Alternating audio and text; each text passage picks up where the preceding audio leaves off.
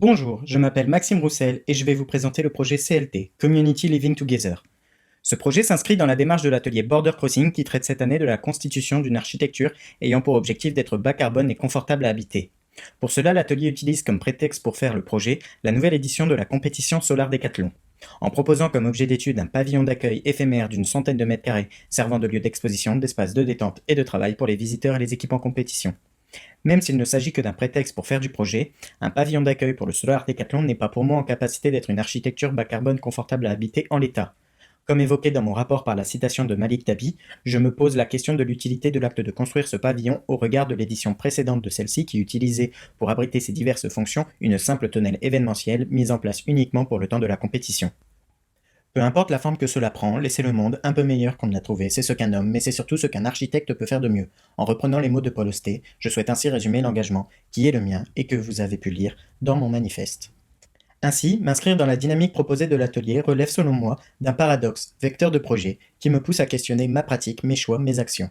C'est à travers la dimension sociale, la dimension corporelle et la dimension temporelle que je viens conjuguer le pavillon d'accueil avec le sujet d'une architecture bas carbone confortable à habiter, mais également à travers le prisme des questionnements chroniques qui m'animent.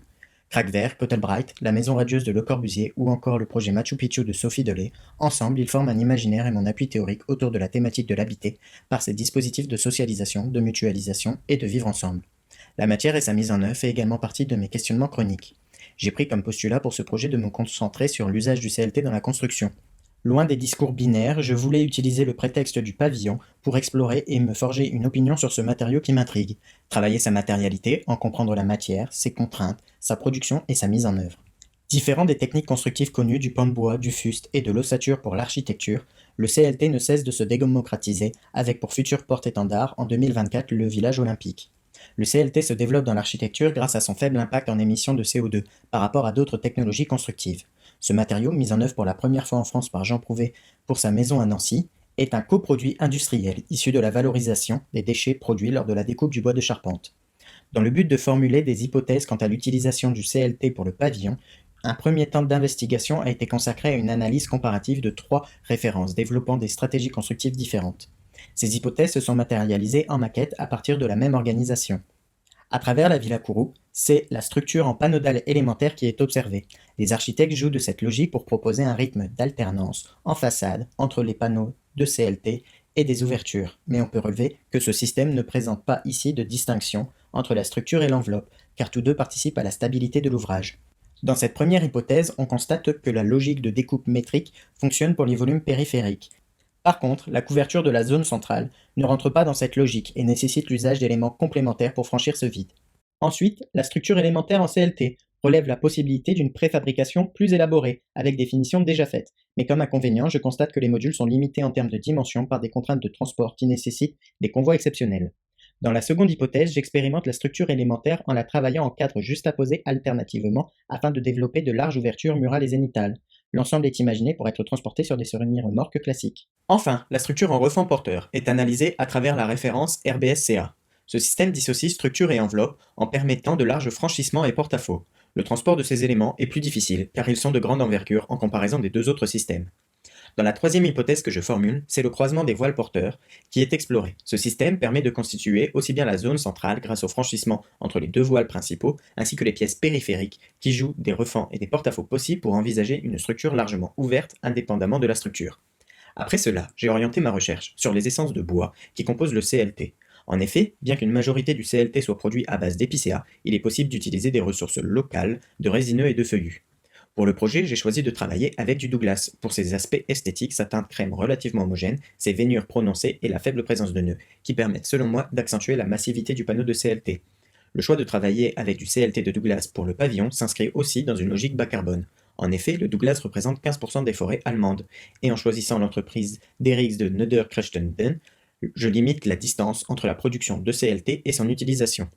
Pour accueillir ce pavillon à Wuppertal, une zone d'implantation a été définie par rapport au flux entrant et sortant de visiteurs et de marchandises. Le projet s'inscrit dans la séquence d'entrée du site de la compétition en se positionnant à l'articulation des différents pôles d'attraction. Les accès à celui-ci se font via les espaces extérieurs du pavillon, qui s'ouvrent sur le parvis de la compétition, mais également sur la terrasse d'Utopiastraße. En termes de programmation, l'espace central permet de recevoir débats, rencontres, présentations. Les pièces adjacentes permettent le travail des équipes en compétition et la convivialité des participants et des visiteurs. Pour constituer la structure du pavillon et après l'analyse des 3 systèmes constructifs, c'est la solution des voiles porteurs qui a été retenue. Le projet commence avec ces 2 voiles porteurs parallèles espacées de 6 mètres. Ensuite, le sol vient s'accrocher au pied de ces 2 voiles. Les percements de ces voiles génèrent des chutes importantes. Je viens donc les utiliser pour former un ensemble de refends également porteurs, dont la hauteur définit celle des pièces adjacentes. Le système est complété par d'autres panneaux de CLT. Les panneaux de toiture sont alors posés en surplomb de ces voiles et de ces refends. Pour mettre en œuvre ces différents panneaux, un travail d'assemblage est nécessaire. Mon travail a consisté à rechercher auprès des fournisseurs des accessoires de fixation pour répondre aux diverses situations. Ce travail a été complété par une approche des transports et de la manutention sur lesquels je pourrai revenir durant l'échange. Comme évoqué dans mon rapport, je revendique qu'il faut sortir de ce cycle consumériste et éphémère. En inscrivant le pavillon dans une durée d'usage plus longue, ma stratégie pour ce projet est d'offrir une seconde vie au pavillon, par la réutilisation de ses composants, afin de répondre à un second contexte d'usage après la compétition. Pour imaginer cette seconde vie, je me suis appuyé sur mes recherches et mon manifeste, et j'entrevois dans l'amélioration du cadre de vie une possibilité d'habiter confortablement. Je ne suis pas le seul à le penser, d'autres équipes lors des précédents Solar Décathlon ont eu la même ambition. Comme eux, je prône une réponse générique favorisant les dynamiques du vivre ensemble à l'échelle d'un quartier. Le pavillon sera donc réutilisé en Community Center. Celui-ci permettra d'accueillir la communauté habitante autour du partage de ressources, de compétences et de savoirs par le biais d'activités, de rencontres et d'événements. Le projet s'inspire du Community Center de North Architect à Copenhague. Il mêle la dimension sociale que je porte avec l'usage du CLT comme structure et esthétique intérieure. L'organisation spatiale du pavillon s'est traduite à travers ce premier photomontage réalisé pour définir son ambiance intérieure. Au premier plan, le volume central, qualifié de dynamique, est destiné à recevoir des événements particuliers ou nécessitant plus de place pour l'exercice de l'activité. Il est ouvert sur l'extérieur aux extrémités. La grande salle ainsi constituée est caractérisée par la présence du CLT. Celui-ci ne se veut pas omniprésent, l'ambiance intérieure est au contraire travaillée pour mettre en avant le Douglas. En le laissant visible sur un voile et sur le plafond, il joue de sa massivité avec la lumière transversale et zénithale, pour permettre à l'usager d'apprécier le bois et donner une impression de profondeur. Les surfaces opposées sont volontairement laissées neutres pour être le faire-valoir du CLT. En second plan, les volumes périphériques, quant à eux, sont destinés à recevoir des activités déterminées. Les pièces adjacentes se caractérisent également par la présence de CLT, comme une toile de fond de l'ambiance intérieure, support de l'appropriation des habitants. Les larges ouvertures sur l'extérieur de ces locaux participent à entretenir une relation avec le contexte environnant. Pour continuer à développer le projet, il me fallait un terrain d'implantation potentiel de cette seconde vie. Comme expliqué dans mon rapport de PFE, mon choix s'est porté sur le quartier des Ertebies, situé dans la première couronne lilloise, à la frontière entre Los et Aubourdin. Un récent programme de rénovation a provoqué selon moi une perte de la cohésion sociale entre ses habitants. Au cœur de ce système, à la croisée des logements collectifs, intermédiaires et en bande, mais longtemps délaissés par ses habitants, j'identifie le square des Ertebies comme une zone potentielle d'installation. L'objectif était d'en faire un point de rencontre entre ces populations.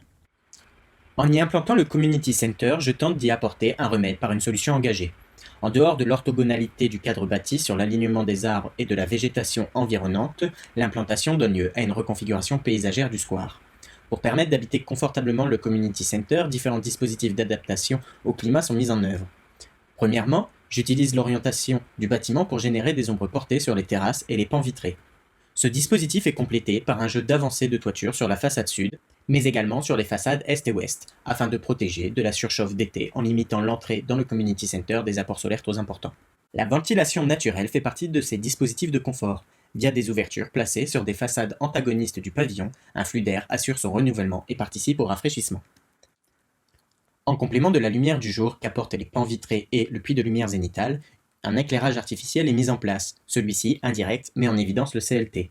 En hiver, le soleil étant plus bas dans le ciel, son rayonnement pénètre dans la grande salle et y apporte sensation de chaleur et lumière. L'utilisation du Community Center par ses habitants n'étant pas forcément continue durant la journée, le moyen de chauffage a fait l'objet d'un travail de recherche. C'est la solution d'un chauffage rayonnant, électrique, qui a été choisie pour son efficacité instantanée. En travaillant la composition des parois pour une performance thermique, l'objectif est d'envisager une architecture sobre en consommation énergétique, car le chauffage représente 67% des consommations énergétiques en France selon l'ADEME. Le projet joue donc entre des isolants biosourcés, rigides à base de fibres de bois pour les planchers et toitures, alors que les murs d'enveloppe et de structure intègrent des isolants textiles recyclés. Après les couches isolantes, c'est l'esthétique extérieure qui est travaillée. 2 techniques sont mises en œuvre pour protéger le revêtement des intempéries, le pré-grisement et le Sujujibran. Le Community Center ainsi réalisé permettra des utilisations diverses, débats, activités, événements organisés par et pour les habitants des Heurtebise. Il trouve un sens comme architecture bas carbone, avec la réutilisation du pavillon Solar Décathlon à travers l'exemple de Bourdin, et permet d'habiter confortablement en donnant aux habitants de ce quartier un lieu d'exercice de la cohésion sociale. Pour terminer, même si je suis persuadé de la légitimité de ma démarche par rapport à mon parcours, mes recherches et mes expériences, je reconnais que l'efficacité en matière d'amélioration du cadre de vie par un community center trouve sa limite dans la réception et l'appropriation par ses habitants de ce dernier. Je suis conscient que d'autres solutions constructives auraient été possibles. Néanmoins, l'investigation que j'ai menée sur l'usage du CLT m'incite à penser qu'il a toute sa place dans la réflexion pour la constitution d'une architecture bas carbone. Le projet aurait mérité certains approfondissements, comme la transposition de celui-ci vers une autre localité ou encore une reconfiguration pour suivre l'évolution de son utilisation au fil du temps. En conclusion de ce travail, la transformation du pavillon d'accueil du Solar Décathlon en Community Center m'a permis de développer un engagement vertueux et social, moteur, je l'espère, de ma future pratique professionnelle. Je vous remercie de votre écoute et me tiens à votre disposition pour l'échange.